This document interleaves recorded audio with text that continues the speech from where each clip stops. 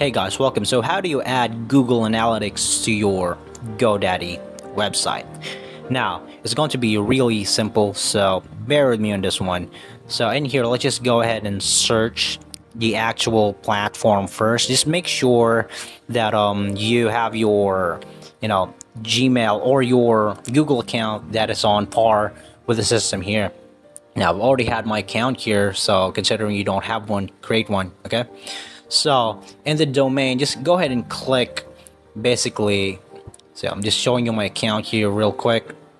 There's a bunch of options here where if you're having a hard time traversing the platform itself, then you can just go here and just basically the step that you're going to need to do is just click on here and search on the domain that you want. In this case, the Google Analytics, right?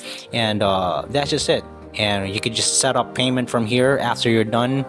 You just take a couple of while. So in here, it's on my country's revenue, it's 969 pesos. And there's actually a bunch of here that is cheaper, and you could actually go with these ones as well. So that's just it, guys. Thank you so much for watching, and you guys have a nice day.